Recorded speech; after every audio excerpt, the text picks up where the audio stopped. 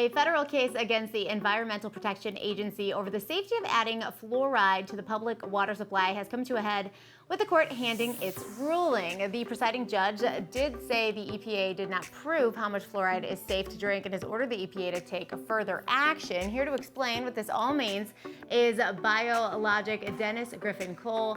Hi, Dr. Cole. Thanks so much for being here. Hi, thanks for having me. Tell us a little bit about this decision. Does it mean the end of fluoridization?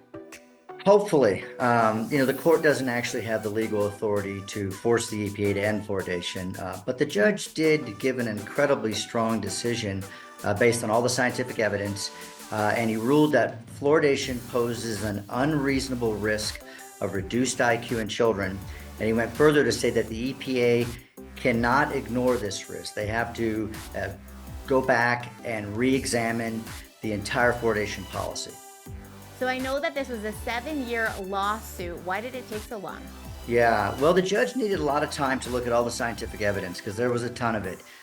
Plus, he had to listen to extensive expert testimony from some of the world's foremost scientists on the topic, and then allow the EPA time to try to counter it, which they failed to do. In addition, the judge was also waiting for the latest national toxicology reports. Evidence. They looked at all the evidence out there to find out how bad was fluoride's neurotoxicity, meaning all the damage to the brains, and it overwhelmingly showed harm to children's brains. Did they say how much fluoride actually lowers kids' IQ?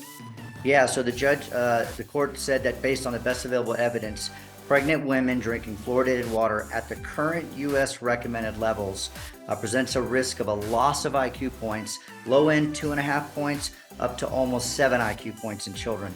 And for context, the court noted that just a loss of 1 IQ point was associated with reduced educational attainment, employment status, productivity, and even earned wages.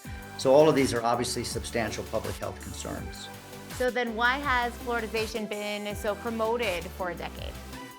Yeah, good question. Honestly, if fluoride did everything that the pro-fluoridationists have been claiming as far as reduction in cavities all these years, then perhaps it would have been a good policy and a top 10 health achievement as the CDC has claimed for so many years.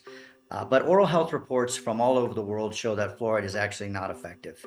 And unfortunately, groups like the CDC and the American Dental Association have pretty much ignored the last few decades of studies and been promoting the health of the tooth over the health of children's brains. What happens next with all of this? Yeah, so at the very least, the EPA has to re-examine the entire policy. They got to look at the safety and efficacy of it.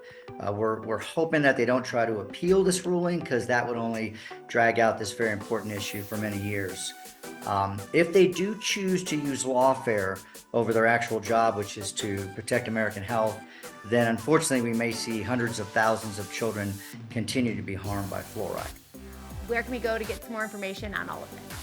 2 great sources. One is the Fluoride Action Network, and their website is fluoridealert.org, and the International Academy of Oral Medicine and Toxicology, and their website is IAOMT.org. Thank you so much for sharing all of this with us, Dr. Cole. We'll be right back to tell you all about this year's Dining in the Dark.